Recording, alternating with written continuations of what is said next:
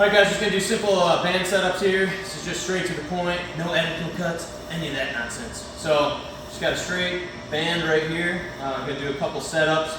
So if you have a power rack where the bottom, as you can see, is actually lifted up off the ground, that means you can just easily choke the band around the power rack itself.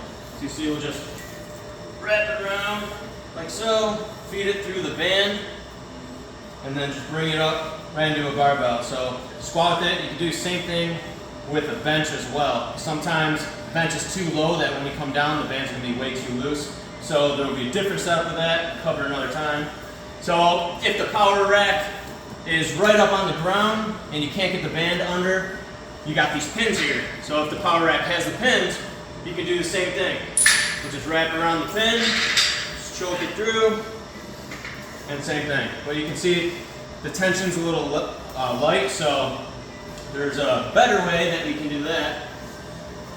This will give you a lot more band tension. So if you take the band like so, you twist it, and then go end to end, you kind of have like this double tension here. So I recommend putting it around the barbell first, rather than the pin. And again, this is if you have pins for the power rack. We're just gonna bring it right down, and then you got some real good band tension for those squats. So be ready for that. When you take it off as well, I recommend doing the bottom first so it doesn't come up and snap you. Been there before. So pop the band up from the bottom. Again, if we have the pins for the power racks, this is just other options for different band tensions. I showed you how you can just kind of choke it through the band where then it would be too light at the bottom.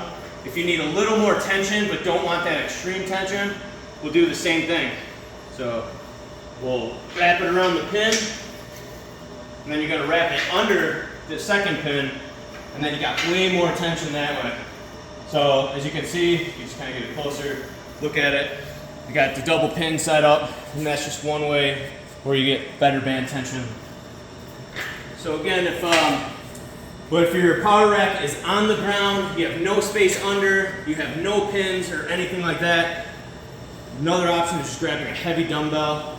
And there's two ways we'll really set up that way. So make sure it's heavy enough where the band tension is really strong, it's not going to lift the dumbbell up. So we'll go with the same way. We're going to just feed it under, again, right through the band.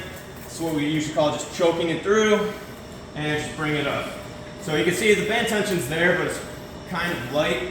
So sometimes I'll actually wrap it around the bar again, just to give it a little more tension.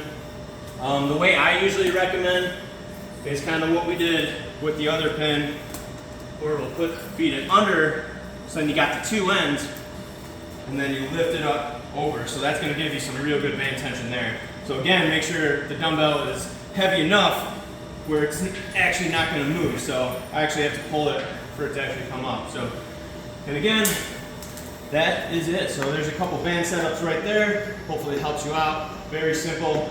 If you have any questions, feel free to email me or just give me a message.